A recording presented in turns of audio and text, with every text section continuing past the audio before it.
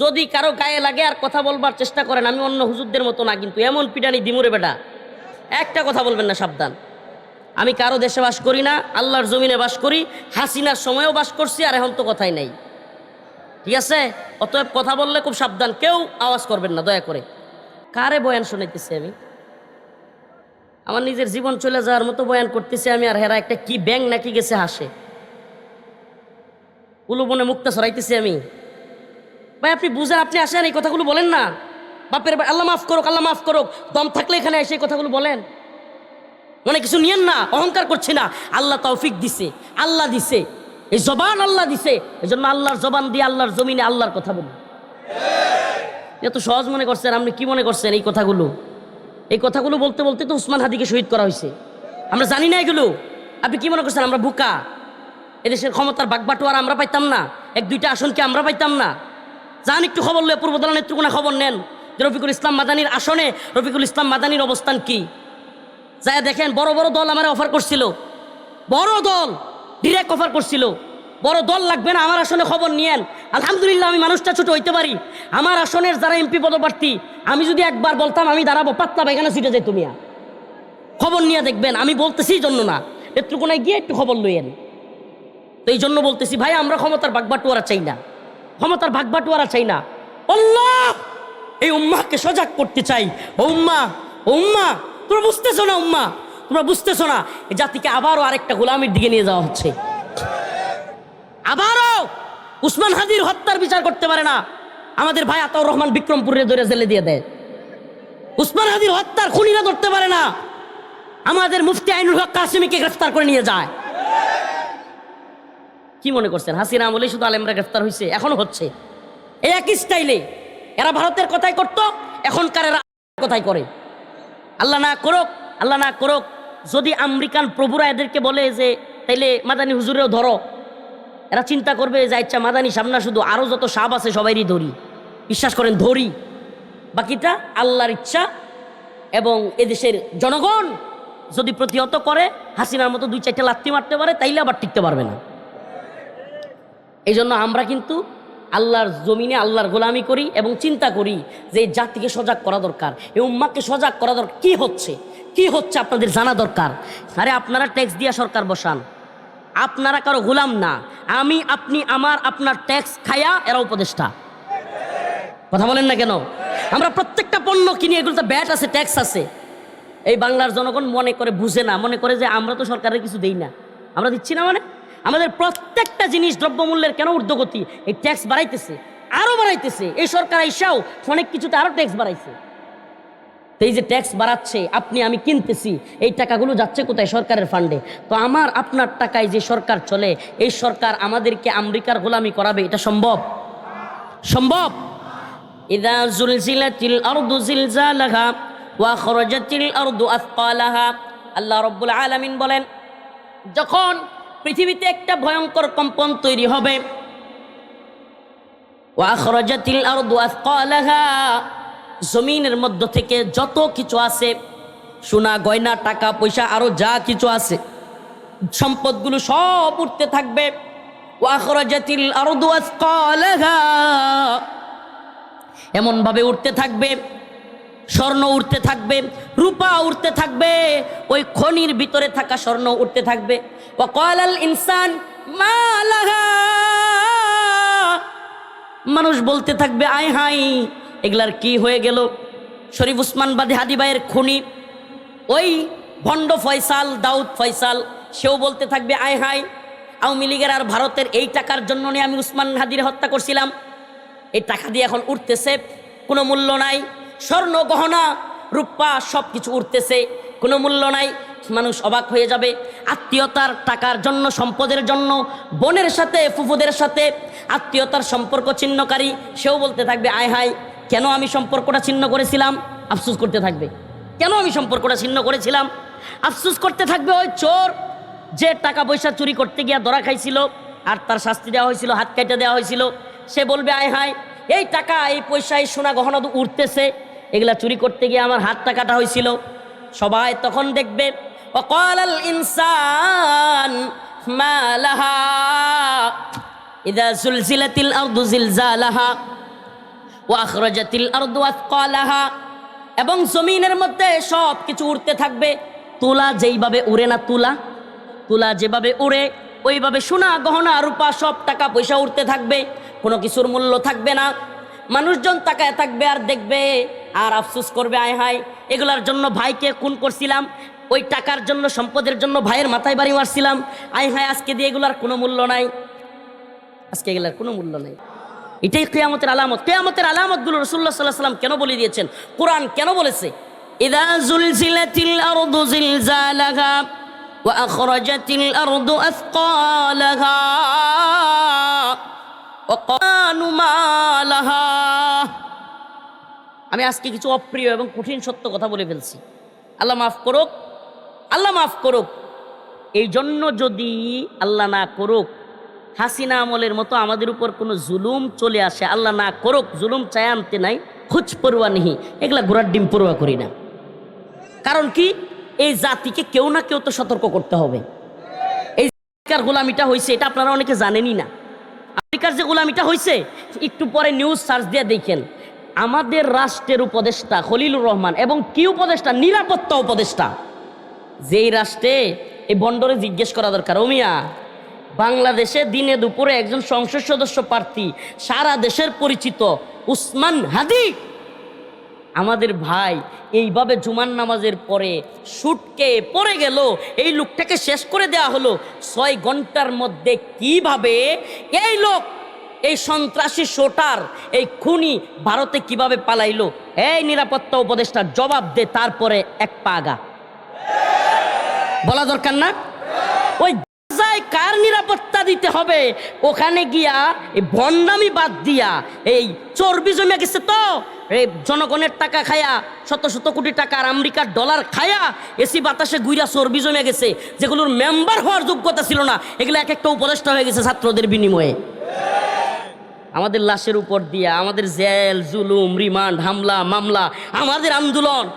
আরে মার কাছ থেকে, বউয়ের কাছ থেকে বিদায় নিয়ে আন্দোলনের রাজপথে নামছি, এগুলো সব জানে, মিডিয়ায় আছে। আমাদের আমার ওয়াইফ, আমার আম্মা কান্না শুরু করছে, বাবা যাইও না, বাবা যাইও না, তখন রাস্তায় অজস্র গুলি চলতেছে, এগুলো সব জানে, মিডিয়া আছে, আমার ফেসবুক লাইভে আছে। এত নিরাপত্তাহীনতার মধ্যেও হাসিনার পতনের আন্দোলন করছি আমরা কি আমেরিকার গোলামি করার জন্য? হ্যাঁ, এদের মধ্যে অনেকের ধারণা কি জানেন, আমি মূল আলোচনায় ঢুকবার আগে কয়েকটা কথা বলে নিই। এদের মধ্যে অনেকের ধারণা যে আমরা শেখ হাসিনার পতন ঘটাই এই জন্য আমেরিকার গোলামি করতে হবে। নাউজুবিল্লাহ। এই কনসেপ্টটাই সমস্যা, এই কনসেপ্টটা ভয়ানক সমস্যা। এই একই কনসেপ্ট ৭১ ছিল যে আমরা স্বাধীন হইতে পারি নাই, করছে ভারত, তাহলে কি করতে হবে? ভারতের গোলামি করতে হবে। আমরা হাসিনার পতন ঘটাইতে পারি নাই, কে করছে? স্যাংশন দিয়া, এটা দিয়া, ওইটা দিয়া আমেরিকা করছে, তাহলে কি করতে হবে? আমেরিকার আব্বা ডাকতে হবে। তুই গিয়ে আব্বা ডাক, তোর কথাই, তোর আমেরিকার বাপের কথাই আমরা রাস্তায় নামি নাই, এদেশের জনগণ রাস্তায় নামে নাই।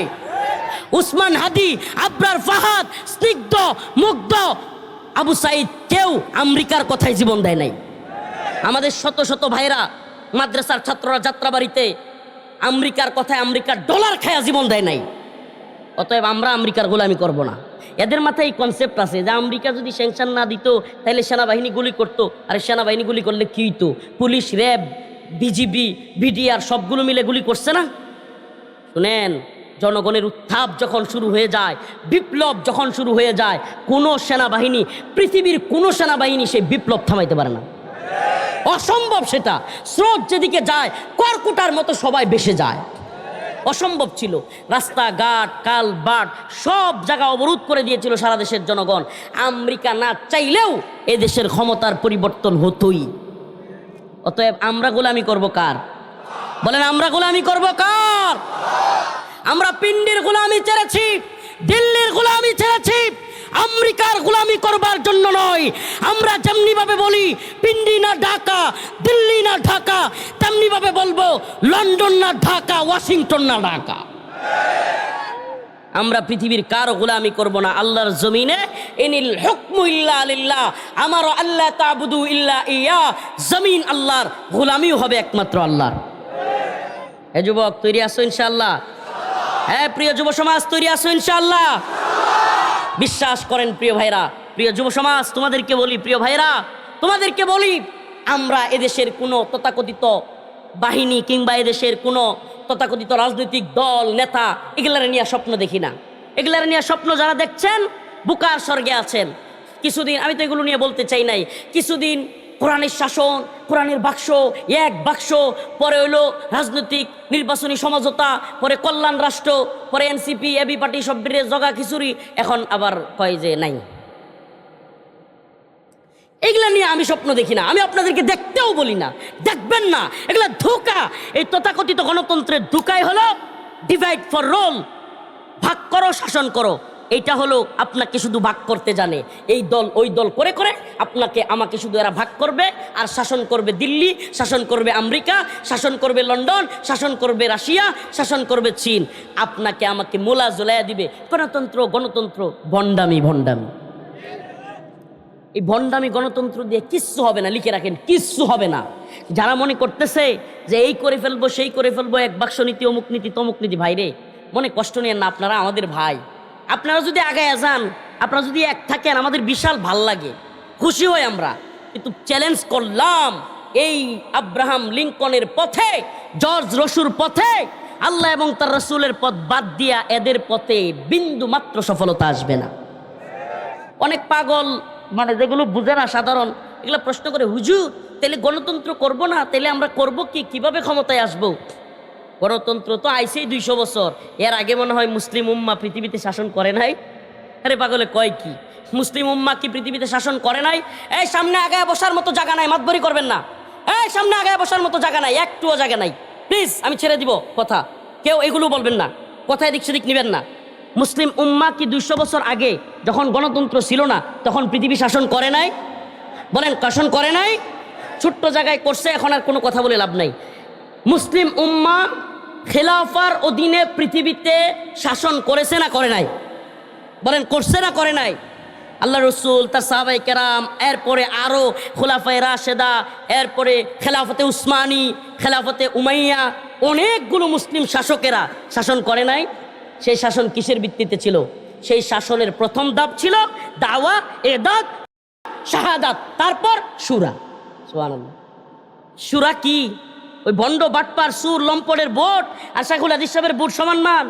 শুরা মানে গণতন্ত্রের শুরার সাথে কিছু কিছু লোক মিলাইতে চায়। আরে শুরা হলো তাকওয়াবান, পরহেজগার, আল্লাহ ভীরু কিছু যাচাই বাছাইকৃত মানুষ, অল্প সংখ্যক মানুষের সমন্বয়ে গঠিত একটা শুরা কমিটি।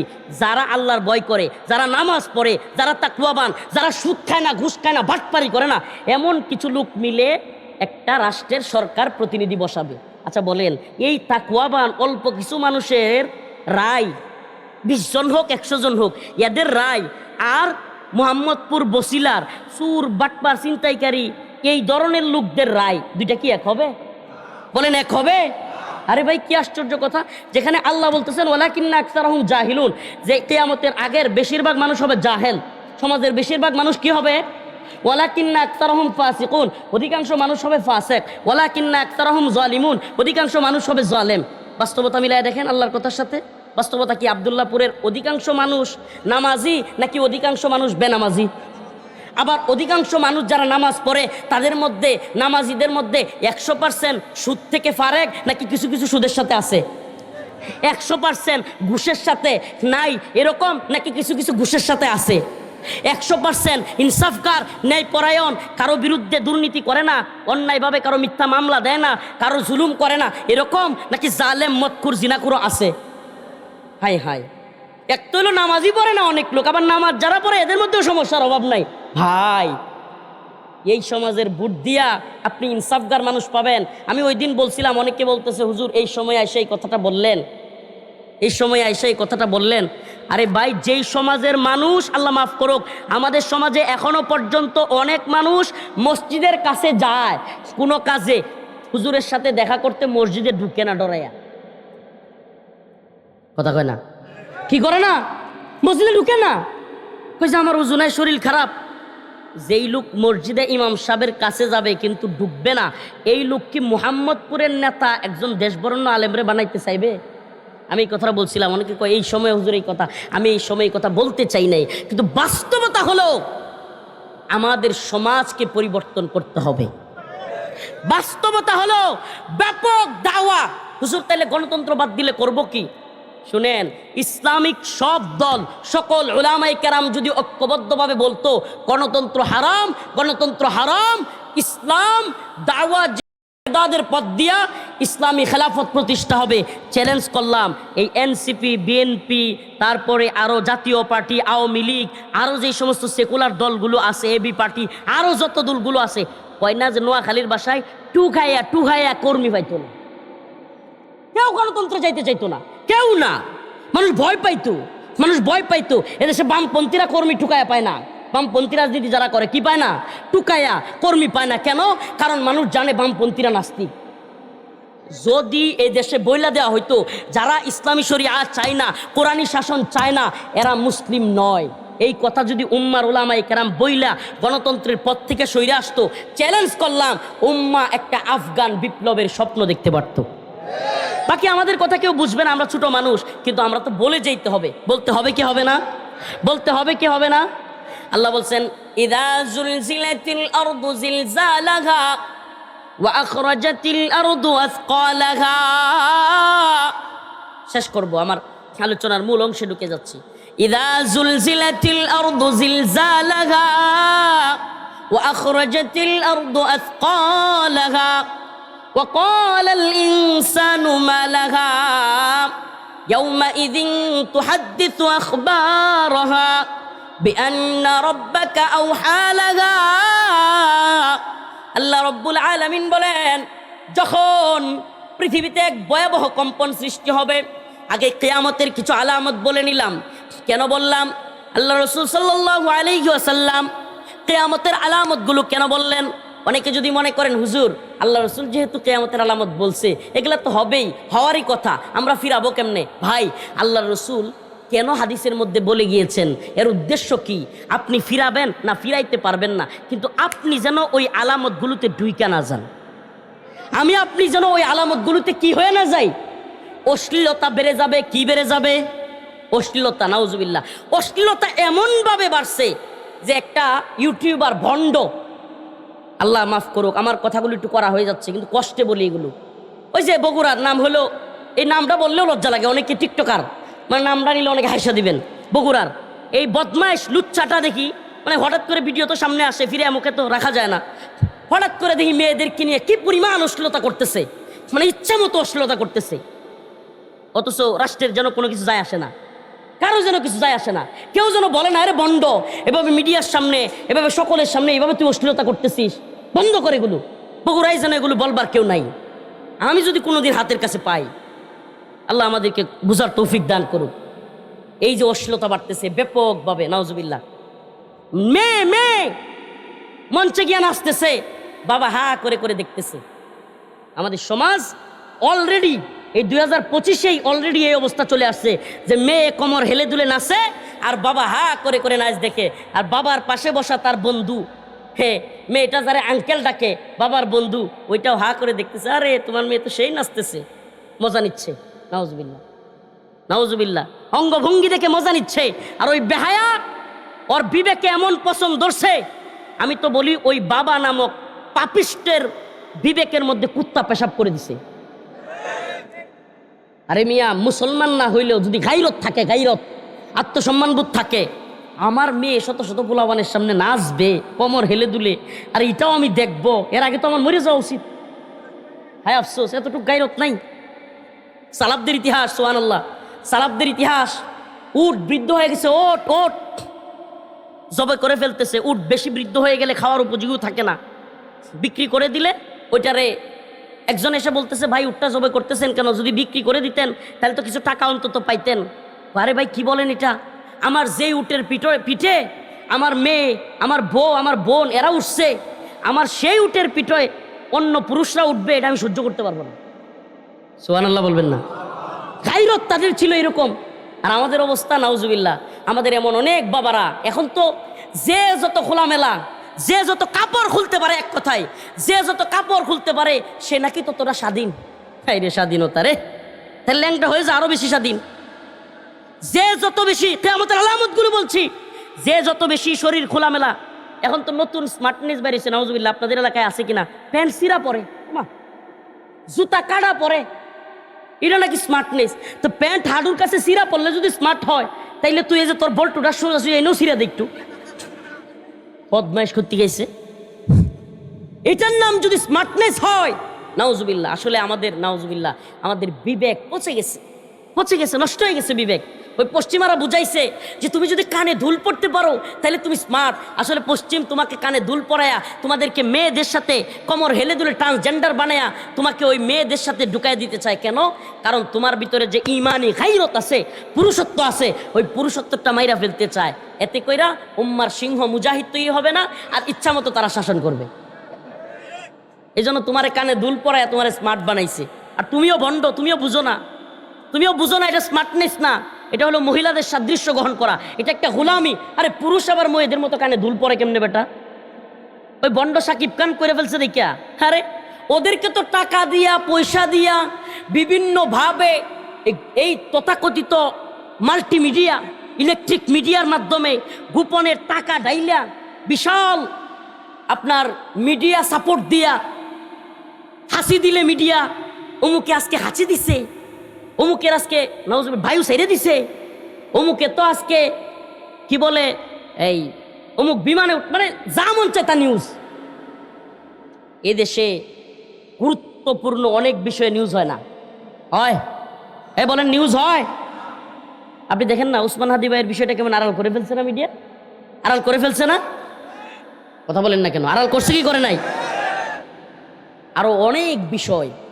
হিন্দুত্ববাদী ভারত ওই চাঁপাইনবাবগঞ্জের দিকে, কুড়িগ্রামের এদিকে এই 2-3 দিন আগেও হামলা করছে, সীমান্ত নিয়ে অনেক মারামারি হয়েছে।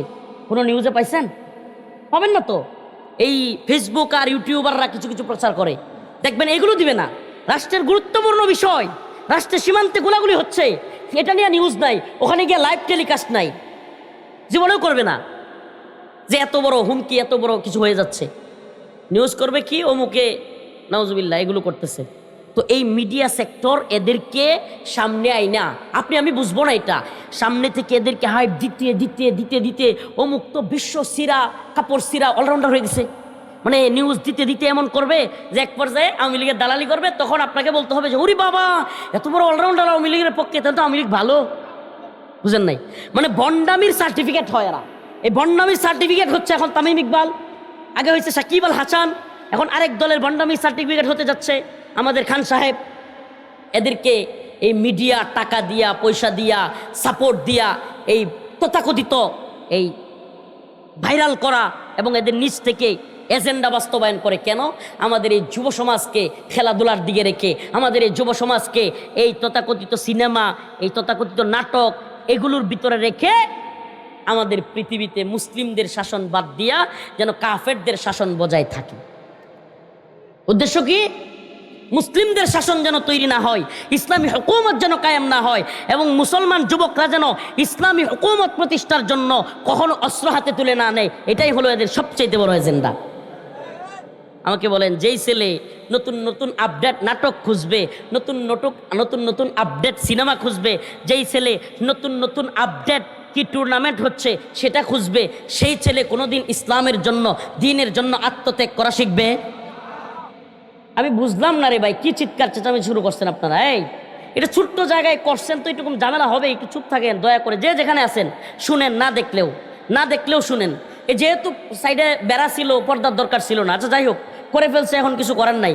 বঞ্জামায় পরবর্তী থেকে খুঁজলাম ঘরে একটু জায়গা বড় দিকে খুঁজেন, ঠিক আছে? আল্লাহর হস্তে। তো এই চেঁচামেচি, প্রিয় ভাইয়েরা আমার, বন্ধুগণ আমার, আল্লাহ মাফ করুক। তো বলতেছিলাম যে এই তথাকথিত সেলিব্রিটিদেরকে নিচ থেকে হাওয়া দিয়া সেলিব্রিটি বানায়। আপনি দেখবেন কিরে, অনেক সুদর্শন চেহারা, অনেক ভালো, অনেক ব্যক্তিত্ববান পুরুষ, সে সামনে আগাইতে পারতেছে না। ইয়াডলপ কানের মতো মহিলা মার্কা সে হয়ে যাবে, হঠাৎ করে দেখবেন যে সুদর্শন পুরুষ। কি পুরুষ?